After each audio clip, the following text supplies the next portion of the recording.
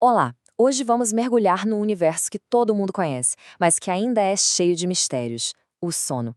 E mais especificamente, o que acontece quando aquela noite de descanso vira uma verdadeira batalha. Quem nunca, né? Deitar na cama, ficar rolando de um lado pro outro, olhando pro teto e nada. O sono simplesmente não vem. Essa sensação é bem familiar para muita gente. Pois é. Só que para uma boa parte da população, isso não é só uma noite ruim de vez em quando. É algo constante, uma condição médica mesmo, que mexe com a saúde, com o humor, com a vida toda. E olha, a escala disso é impressionante. Sabe quantos distúrbios do sono a medicina reconhece oficialmente? 81. Sim, mais de 80 tipos diferentes. Isso já dá uma ideia do quão complexo é esse processo, né? Então, o que a gente vai fazer agora é passar pelas principais categorias. Vamos começar pela famosa insônia, passar por umas condições mais extremas, falar de apneia, dos problemas de ritmo do corpo e terminar com umas coisas bem curiosas, as parassônias. Ok, vamos começar pelo mais conhecido de todos, né? A insônia. Mas ó, é bem mais do que só não conseguir dormir. E o que é interessante é a definição oficial. Para ser considerado um transtorno mesmo, a dificuldade para dormir tem que ser persistente, sabe? Pelo menos umas 3 noites por semana, por meses a fio. E claro, tem que atrapalhar a vida da pessoa durante o dia. Não é uma noitezinha ruim, é um padrão que se instala. E os números, olha, são de cair o queixo. Um estudo feito aqui em São Paulo, por exemplo, mostrou que mais de 1/3 das pessoas tinha alguma queixa de insônia. E se a gente olhar para o mundo, a estimativa é que uns 10% dos adultos têm insônia crônica. É um problema de saúde pública gigantesco. Tá, e aí, o que dá para fazer? Bom, existe uma coisa chamada higiene do sono, que é basicamente uma lista de bons hábitos. Coisas como evitar café à noite, criar um ambiente escurinho e fresco, ter uma rotina. São passos que parecem pequenos, mas que fazem uma diferença enorme. Beleza, agora vamos virar a chave e ir para o outro extremo.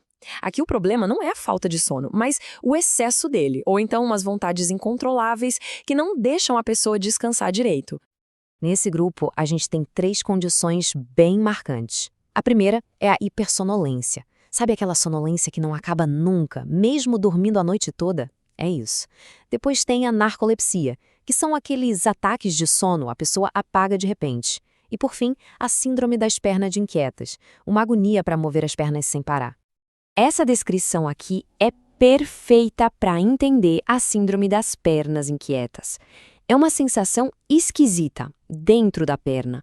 Não é dor, não é cãibra, é um desconforto, um formigamento que só melhora se a pessoa mexe a perna.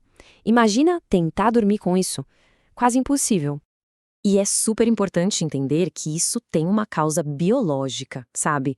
No caso da narcolepsia, por exemplo, o que acontece é que o cérebro perde neurônios que produzem uma substância essencial para manter a gente acordado.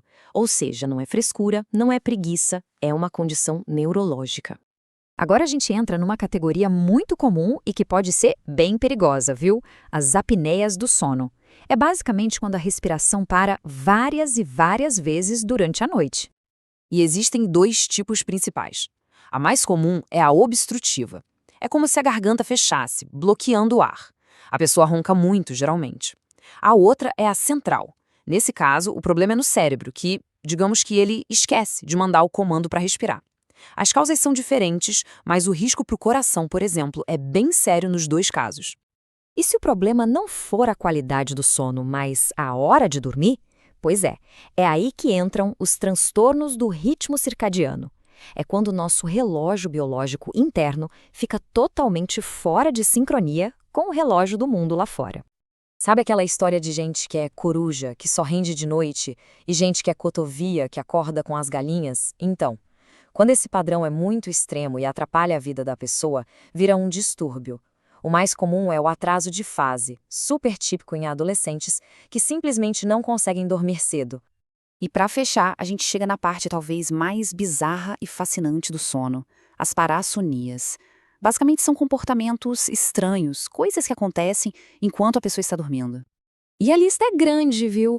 Vai desde coisas mais comuns, como o sonambulismo, falar dormindo, ranger os dentes, até umas experiências bem mais assustadoras, como o terror noturno e a paralisia do sono. A paralisia do sono, nossa, É uma experiência terrível para quem passa por ela. Imagina só. A mente acorda. A pessoa está consciente, mas o corpo não se mexe. Ele continua travado, como acontece normalmente na fase do sonho. É uma desconexão total entre cérebro e corpo, e para piorar, muitas vezes vem umas alucinações junto.